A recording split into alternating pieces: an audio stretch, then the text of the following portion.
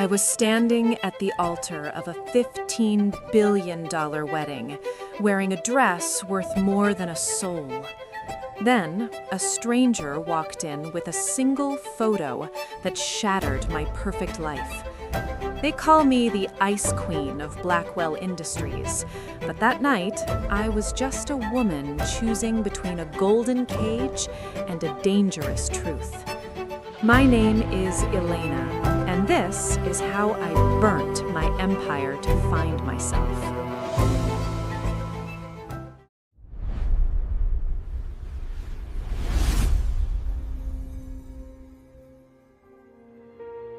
Glass towers. The city breathed in the midnight silence, that peculiar stillness that descends upon Manhattan, a moment when even the restless pause. On the 42nd floor of the Pierce Tower, floor-to-ceiling glass windows reflected the ocean of lights below. Inside, Elena Blackwell sat on cold Italian marble, knees pulled to her chest. The crystal glass in her hand was empty, but she still brought it to her lips, as if the bitterness of the wine still lingered there. Her hair fell over her shoulders, and mascara ran beneath her eyes, but no one was watching. No one was there. Outside, the city exhaled. Inside, Elena was drowning in her own silence. This penthouse was once the symbol of everything she had dreamed of. As a child in her father's modest Brooklyn apartment, she would press her face against the glass and whisper, "One day," to those impossibly tall buildings. Now this height felt like a prison. She hadn't realized that as she rose, she moved further away from people, from reality, and from herself. Or perhaps she had chosen not to notice. Her phone vibrated on the hardwood floor. A name lit up the screen. Marcus, her fiancé, the man she was supposed to marry in 7 days. Elena stared at the glowing letters, then turned her head away. She didn't call back, she didn't answer. She simply raised the empty crystal glass to her lips again. Nothing came, but she made the gesture anyway. The door opened. When Marcus walked in, his collar was open. His cufflinks went missing. His hair was messy, not from negligence, but the kind of disorder that comes from another woman's fingers. Elena knew instantly. She understood everything, but she didn't speak. Marcus smiled, that usual smile of his, the one that said everything was under control. "The meeting ran late," he said. There was exhaustion in his voice, but a different energy beneath it. A borrowed vitality. Elena set the glass down. She stood up.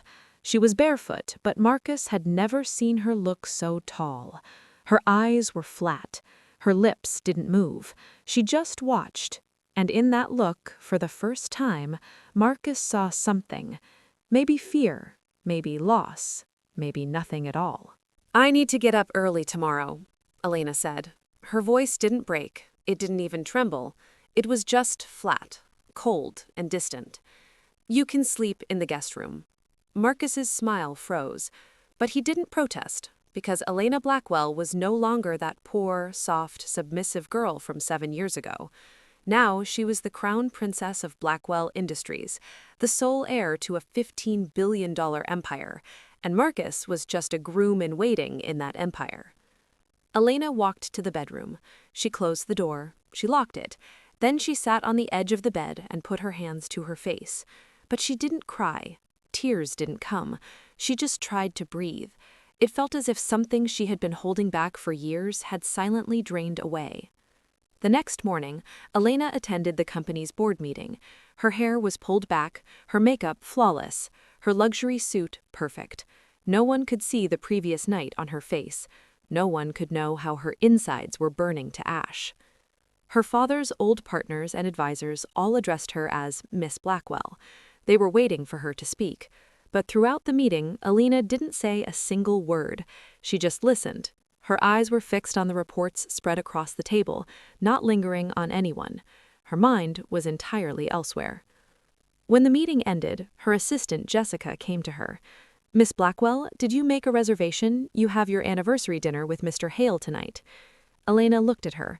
There was genuine curiosity in Jessica's face, perhaps a bit of admiration. Elena smiled at her. It was her first smile of the day, but the smile was a frozen mask. Cancel it, she said. I'm going out alone tonight. Jessica looked surprised but didn't object. No one objected to Elena Blackwell's decisions. That evening, Elena found herself in one of the city's darkest corners.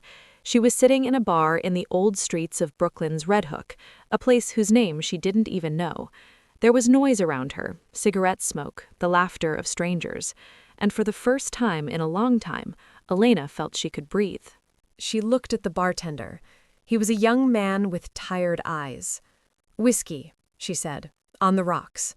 The man nodded. He set the glass down. Elena drank.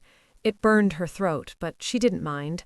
She asked for another, then another. After the third glass, someone sat down next to her. At first, she didn't notice. Then she heard the creak of the stool beside her. She turned. The man was about her age, maybe a few years older. He wore a suit, but no tie. His hair was slicked back, slightly wavy. His eyes were strange.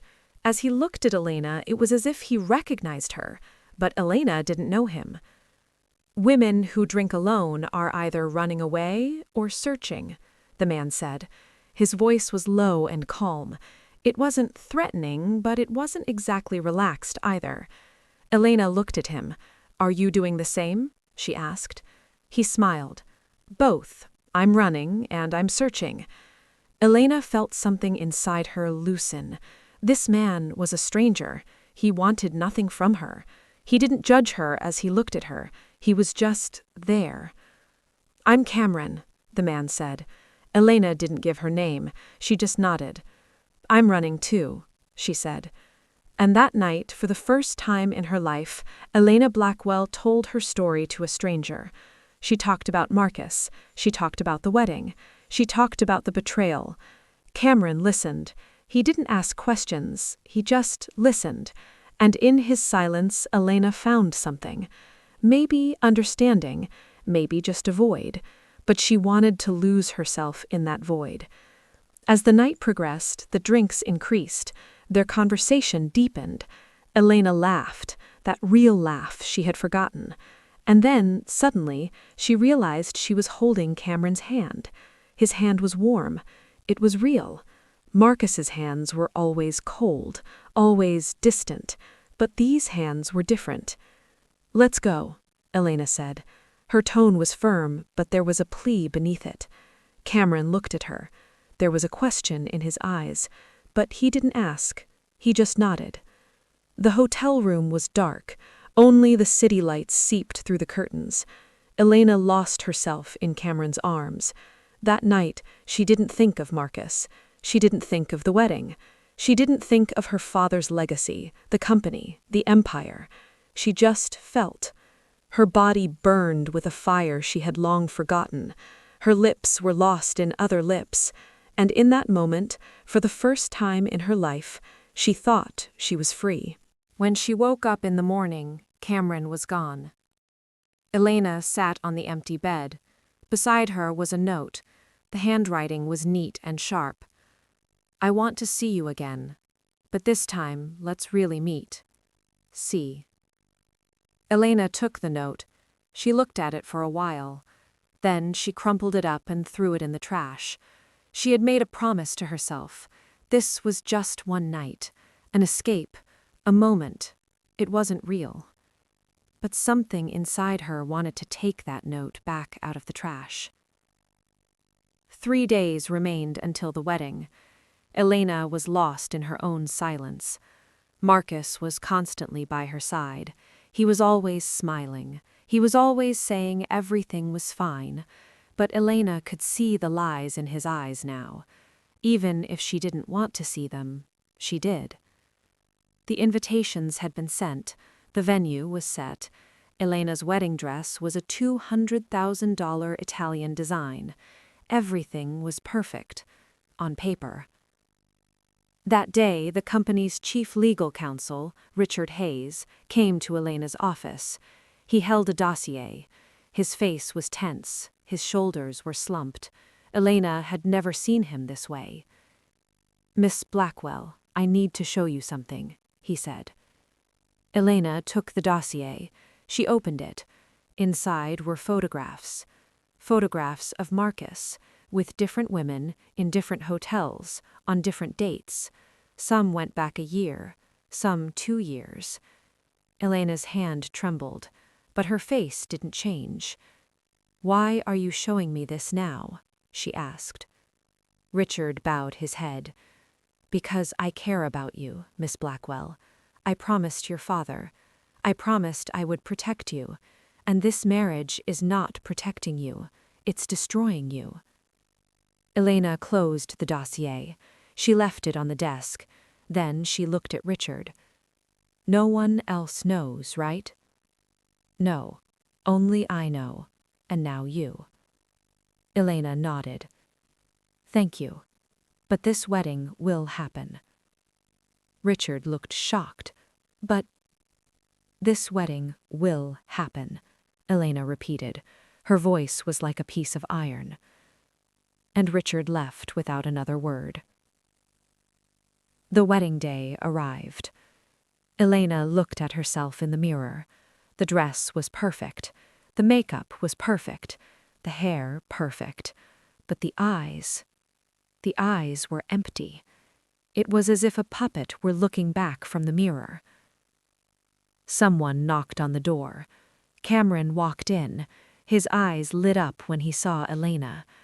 "You look magnificent," he said. Elena didn't even look at him. She just stood up. "Let's go," she said.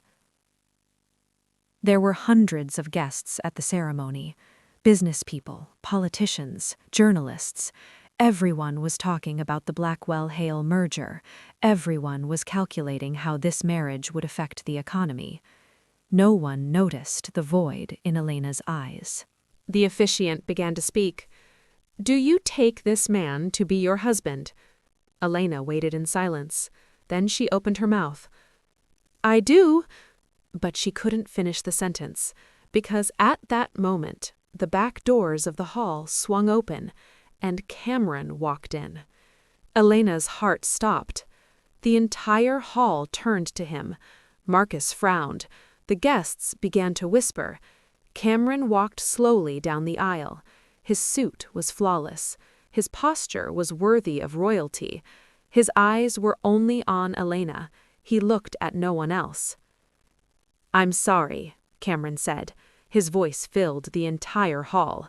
"But I object to this marriage." The hall began to seethe. Marcus lunged forward. "Who the hell are you?" he shouted. Cameron smiled, but the smile wasn't sweet. It was threatening. "I'm Cameron Sterling, and this woman was engaged to me." Elena froze. The entire hall was in shock. But one thing was spinning in Elena's head. Cameron Sterling. That name was familiar. And suddenly everything clicked into place. Cameron Sterling, the owner of Sterling Global, one of the 5 richest people in America, one of her father's biggest rivals. "Liar!" Marcus yelled. "You've never even seen this woman in your life." Cameron pulled something from his pocket, a photograph. He held it out to Elena. "3 nights ago," he said, "that bar in Red Hook.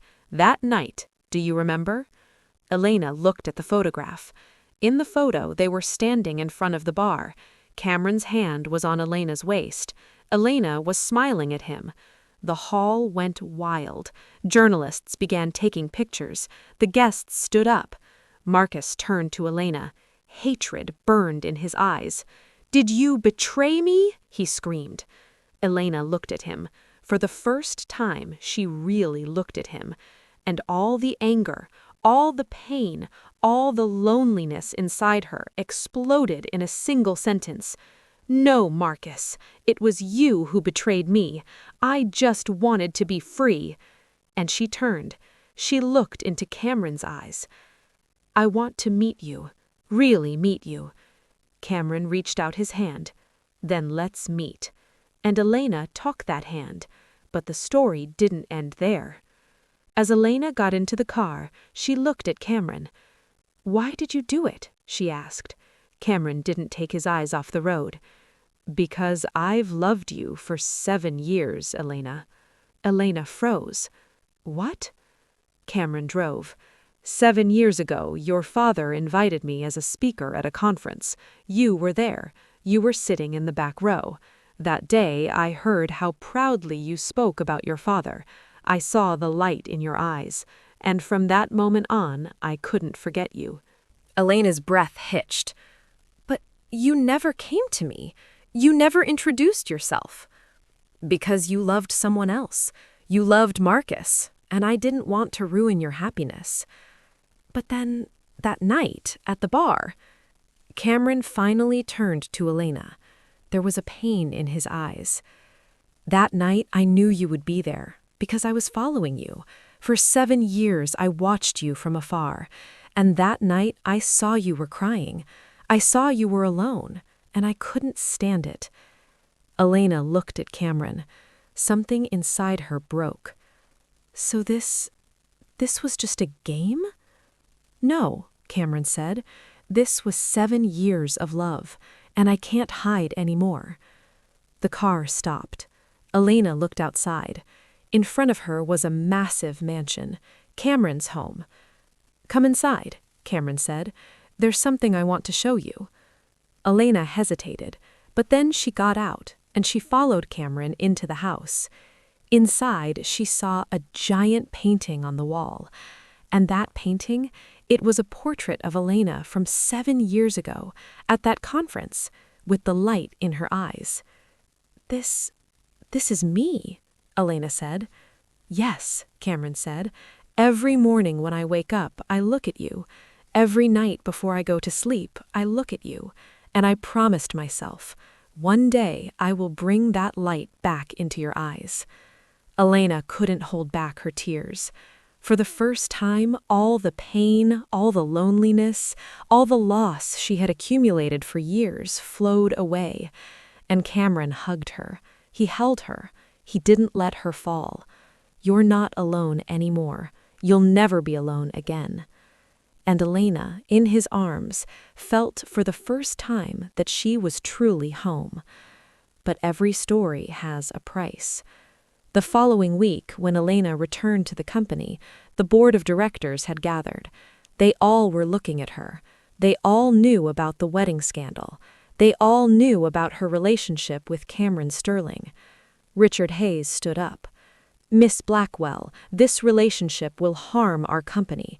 Cameron Sterling is our rival, and you could give him company secrets." Elena looked at him. There was no longer that old softness in her eyes. "Mr. Hayes," she said, "you told me you promised my father. You promised to protect me." "Yes."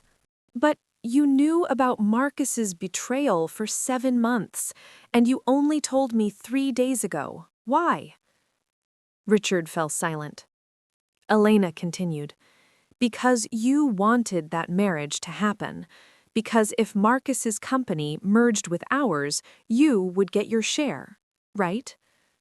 The room went quiet. "So," Elena said, "you weren't actually protecting me. You were only protecting yourself." And Elena placed a dossier on the table. In this dossier are documents of the deal Mr. Hayes made with Marcus. For the past 3 years, he has been embezzling company money, and he has been transferring that money to Marcus. The board was in shock. "Mr. Hayes," Elena said, "a lawsuit will be filed against you. You are fired, and you will never step foot in this building again." Richard was trembling. "Miss Blackwell, I just—" "You betrayed me," Elena said, "just like Marcus." And she walked out of the meeting room. That evening, Elena was at Cameron's house. They were standing on the terrace, looking at the city. Elena was silent. Cameron looked at her. "Do you regret it?" he asked. Elena shook her head. No. For the first time, I made a decision for myself. For the first time, I followed my own desires, not others. Cameron smiled. So what happens now? Elena turned to him. There was no longer fear in her eyes, no longer hesitation. Now, she said, I will write my own story, and this time I will determine the ending. Cameron approached her. He took her hand. I'd like to be in your story, too. Elena smiled. For the first time, she really smiled. You're already in it, she said. You've been in it for 7 years. And they kissed. Under the city lights, under the stars, not in the shadows of the past, in the light of the future. Elena had taken over the company. Blackwell Industries had entered a new era, and Elena had started a business partnership with Cameron. The two rival companies had now become a unified power. One day, as Elena sat in her office, her assistant Jessica walked in. Miss Blackwell, you have a visitor. Who? Mr. Hale. Elena froze. She hadn't seen Marcus in 3 months. She hadn't heard from him. Send him in, she said. When Marcus walked in, he didn't look like his old self. His hair was messy, his suit wasn't neat. His eyes were tired. Elena, he said, I need to talk to you. Elena looked at him. There was no longer anger in her, just a void. Talk. Marcus sat down. I made many mistakes. I betrayed you. I lost you. And now I've lost everything. What do you mean? The money Richard was embezzling was being transferred to my company, but when you exposed him, that money was withdrawn, and my company went bankrupt. I'm insolvent. Elena listened in silence. Please, Marcus said, give me another chance. I love you. I really love you. Elena stood up. She approached him. Marcus looked at her with hope, but there was no mercy in Elena's eyes. Marcus, she said, you never loved me. You only loved my father's legacy, and now that legacy is gone, because I am no longer your toy. And Elena opened the door. Security will escort Mr. Hale out. Marcus stood up, trembling. Elena, please! Goodbye, Marcus. And Marcus walked out of that office, out of that life, out of Elena's world. Late that evening, Cameron found Elena in the garden of their home. Elena was looking at the sky. Cameron approached her. You saw Marcus today, didn't you? Elena nodded. Yes. What did you feel? Elena thought. Then she smiled. Nothing. Absolutely nothing. Cameron relaxed. He hugged her. Good. Elena turned to him. Cameron, I'm going to ask you something. Ask. If I hadn't run into you that night, if I hadn't come to you, what would you have done? Cameron looked into her eyes. I would have found you anyway.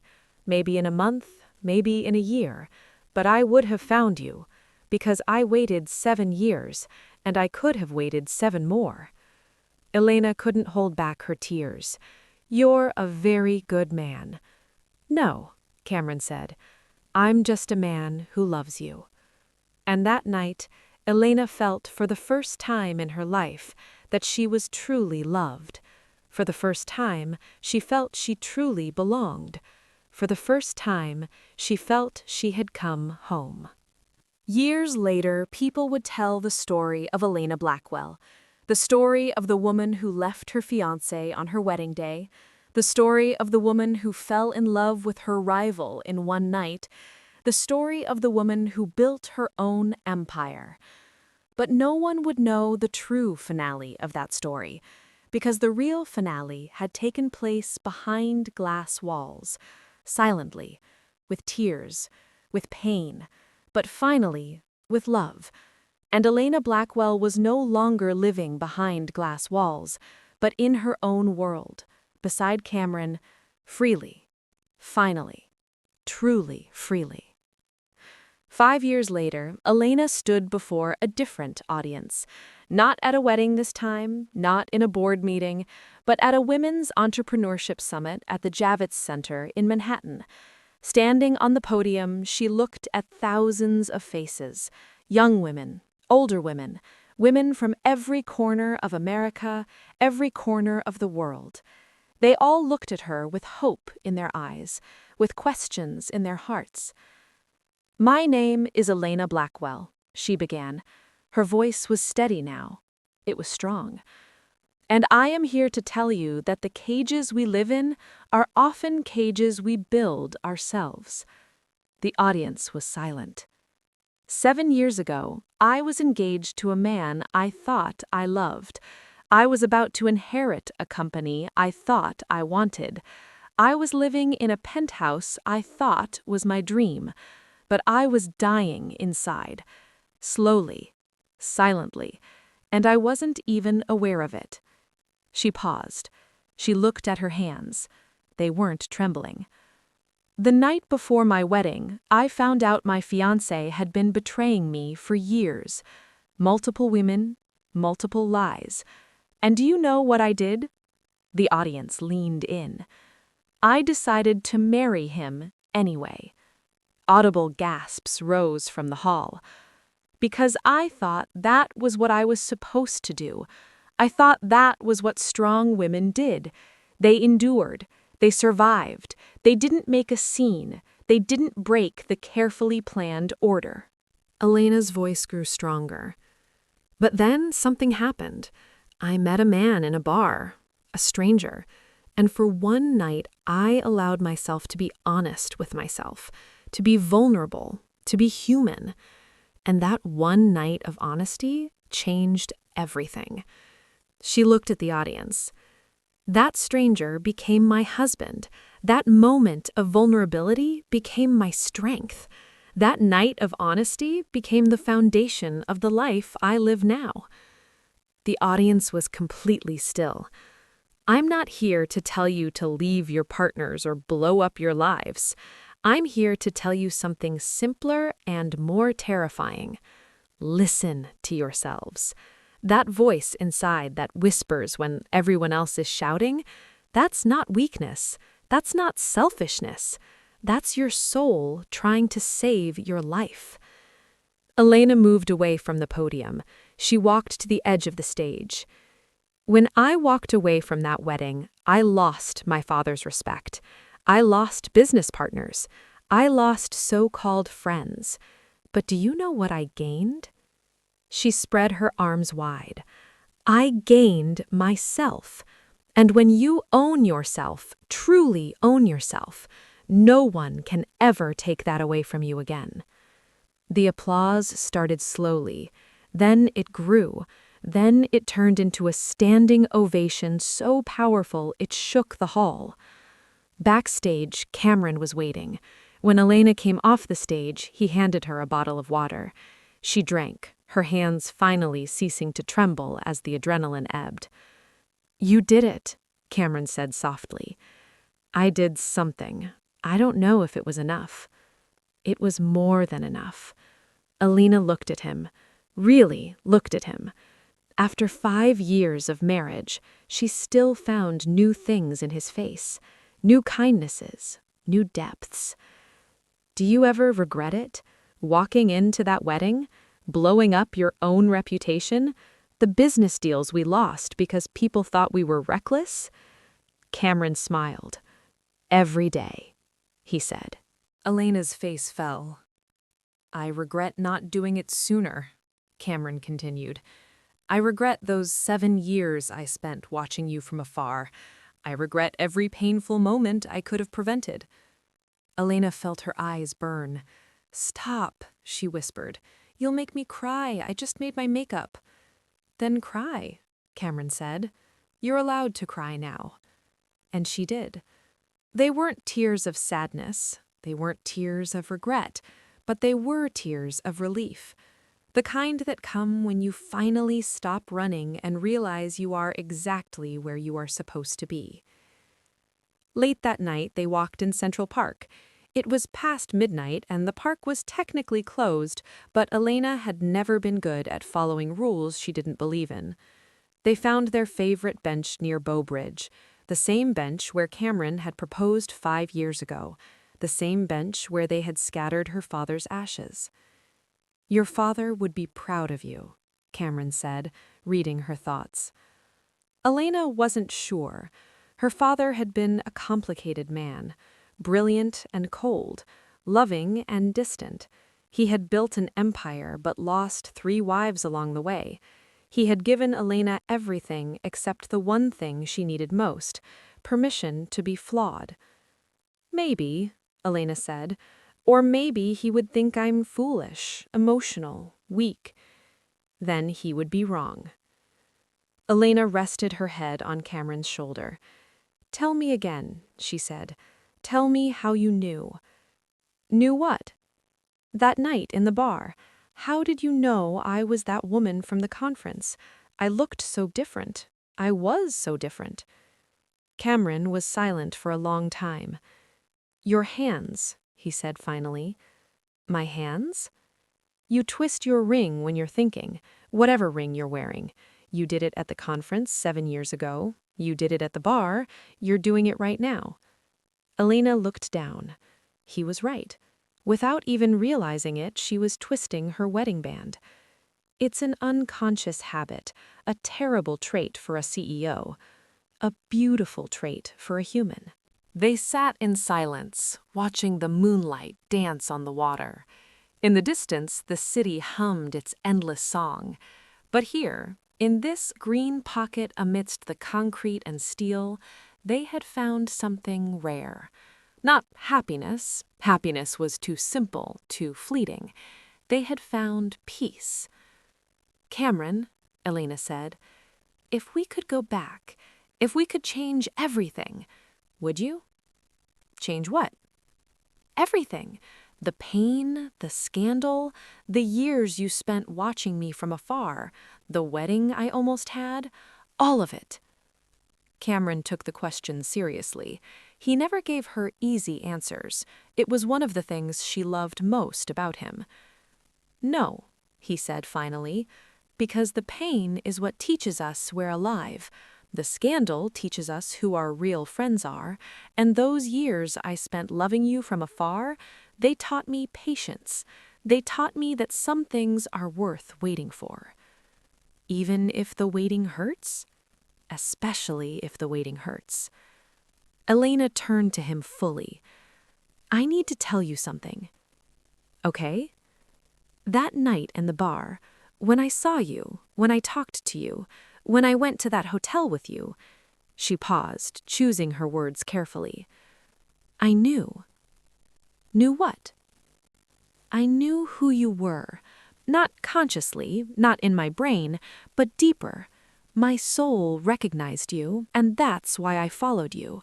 That's why, for once in my life, I allowed myself to be reckless, because a part of me understood you were my way out, my way forward, my way home." Cameron's eyes shimmered in the moonlight. "You never told me that." "I was afraid you'd think I used you." "Did you?" "Yes," Elena said honestly. "But I loved you too. Both things were true. Both things are still true." Cameron laughed, a real laugh, deep and hearty. "You know what? I don't care. Use me. Use me every day for the rest of our lives. I'd be happy to be used by you." And they kissed. Not the desperate, hungry kiss of that first night, not the passionate, electric kiss of their wedding day, but the deep, certain kiss of 2 people who had chosen each other not once, but every day since. When they finally returned to their home, not the penthouse, they had sold that years ago, but a brownstone in Brooklyn with real character and history, Elena found an envelope tucked into the door. There was no return address, just her name in a familiar handwriting. She opened it carefully. Inside was a single photograph and a note. The photograph was of her and Marcus from 7 years ago. They were at a charity gala. both in formal wear, both smiling for the camera. But even in the photo, Elena could see it now. Marcus's smile didn't reach his eyes, and her own smile was the smile of someone playing a part. The note read, "I'm sorry for everything. You deserved better. You became better. I hope one day I can do the same. M." Elena stared at the note for a long time. Cameron came up behind her, seeing what she held. "Do you want to respond?" he asked. Elena thought about it. She thought about Marcus, where he might be now, whether he had actually learned anything from losing everything, whether people really changed or if they just became more sophisticated versions of who they always were. "No," she said finally. "His journey isn't mine to manage anymore." She walked to the fireplace. She dropped the photo and the note into the flames. She watched them curl and blacken and turn to ash. "It felt good," she admitted. "Closure usually does." "It's not closure," Elena said. "Closure would mean I'm done processing it, done learning from it. I'll probably think about that relationship for the rest of my life, wondering what I could have done differently, wondering if there were signs I missed, wondering if those years were wasted or if they were necessary to get me here." "And what do you think?" Elena watched the last spark of the photograph vanish into the dark. "I think that question is less important than I thought it was. Maybe it doesn't matter if those years were wasted or necessary. They happened. They're over, and I'm here now." "So wise in your old age," Cameron teased. Elena was 32. "Wisdom is just exhaustion pretending to be enlightenment," Elena said. Then she smiled. "I read that on Instagram." They both laughed. A real laugh. The kind that only comes when you are completely at ease with another human being. That night, as Elena lay in bed beside Cameron, she thought about her speech. The women in the audience. Her own version from 7 years ago who would have been sitting in that audience, hungry and hopeful and desperately lost. She wanted to tell that younger Elena so many things. That it would get worse before it got better. That people she trusted would fail her. That she would fail herself. But that she would survive. That she would become someone she actually respected. That love wouldn't find her by looking for it, but by finally being honest about who she actually was. But that younger Elena couldn't hear her. That younger Elena had to walk her own path, make her own mistakes, break her own heart. All the current Elena could do was remember her, honor her, thank her for being brave enough to finally choose truth over comfort. "I love you," Cameron murmured, half asleep beside her. "I know," Elena whispered back. And in the darkness of their bedroom, in the quiet of their home, in the life they had built from the wreckage of the lives they were supposed to lead, Elena Blackwell finally, truly rested. Not because the battle was over, but because she had finally learned what was worth fighting for. Thank you for listening. Be sure to like this video and subscribe to the channel so you don't miss our next story.